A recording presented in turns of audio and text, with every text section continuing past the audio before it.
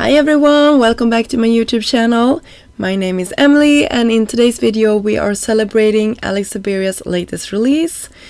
I am a part of a video hop, so there will be links down below for all the persons in this hop for your chance to win some gift certificates. You can hop along. I am starting off by using the Trendy Botanicals, and I wanted to share with you that you actually can layer them very easy back in the packaging, since they are the image of the die inside of the packaging. So I just wanted to mention that because I think that is quite cool. I cut all of these dies out of some white smooth paper, and then I'm using my mini paper pouncers from Picket Fence, and you can see I'm just dabbing on some green ink on these, and I have 3 different, and I also destroyed one but I will have 3 colors on all my leaves just to create some variation. And I sped this up quite a lot, but I had a blast creating this. I think it's so much fun just to cut out a lot of dies and then just take the time and color them in. So I did the same thing for my flowers. When I had colored all of the greenery, I took another sponge here with some pink and some orange and some, you can see all the colors that I used here. For the most part I used a lighter and a darker color, and I love that I left some white space at the top of this just to bring it some more dimension. So that is also a tip. You don't need to have them totally solid. When you are creating, it's also nice to have them sort of with some dimension in the coloring, and just leaving that little white space is really helpful. Here is the orange one, super pretty as well. I sponged the first layer here. It's the one with that will cover up the rest of them, and when I have done this one, you can see that I will only color the top for the next 2 layers, since that is the only part I will be showing through our projects. So here we go, we have our 3 layers. I will do the same thing for the next one. And then we will have some lilac or purple flowers. So I just sponged all of these. I love these sponges. It brings out a lot of color to no time at all. You can see it's perfect for the tiny places as well. And when I was happy with that one, I will do the next one. I wanted a white flower, but I wanted a yellow center. So I had a really light color here for my center part, and the outside will be completely white. And then we can start assembly process here. I'm using my tweezers from Trendy. They are very helpful when I'm having small projects like this. And I had some liquid glue to them.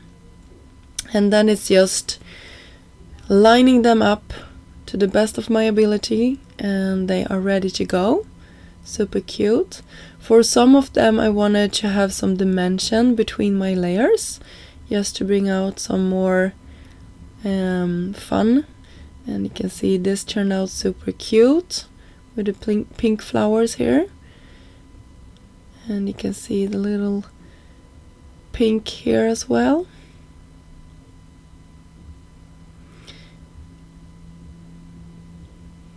So for these flowers I also had some dimension between my layers, just to bring that out. And also for the center part I had some dimension there as well. And then they are pretty much finished. So you can see all of the flowers that we created. Then it's time to start creating our background. So I had this cream colored cardstock that I spritzed with some water, and I would run it through to dry emboss with this beautiful cover plate. It's called Heart Garland Cover Die. You can see how it turned out. Super nice. And I will do the same thing, but this time I actually cut it. You can see the piercing and the heart details in this one. So there we go, we have 2 different backgrounds and I will use them both. Here is our first card. So I used a lot of the greeneries as well as the white and the purple flowers. In the background I will have a purple cardstock that will make the hearts shine through in just purple. So I really like that. You can see I had some double-sided foam tape to the back of my flowers. And before I attach my flower arrangement, I will just go ahead and attach my card front to this layer. Super nice. And then we can layer this on top. Excuse my voice, by the way, I have been homesick all week, and it's just now that I have the energy to do the voiceovers and to be able to create again. So it's so nice to be back in my craft room. Here is the second flower arrangement that I created. And for the sentiment for one of mine, I will have hugs. This is also from the new Thanks and Hugs die set. The shadow piece is out of vellum, of course, just to make it float nicely on top of this flower arrangement. So that is something I really like to do. It is super helpful. So we have the hugs here. I'm just tucking it on top of our flowers. So our first card is pretty much finished. Our second one is in the making. You can see here I'm taking that dry embossed panel and just putting it down on top of some white cardstock. This is a card base that I had. So now we can just fibble around with the adhesive here on the back. This will bring us a lot of dimension as well. I'm just placing it to one of the sides. And by the way, you can see I did some black splatters with a splatter stamp that I have in my stash. Just making sure that I have room for my sentiment here. So it will say XOXO, and it's from the new 11 XOXO die set. I love how bold these are. And for giving them some more dimension, I just stacked them 3 times of white cardstock and then a gold, matte gold cardstock to the top of this. So you can see how cute this turned out. I just love it. Love the dry embossing also in the background. Super cute.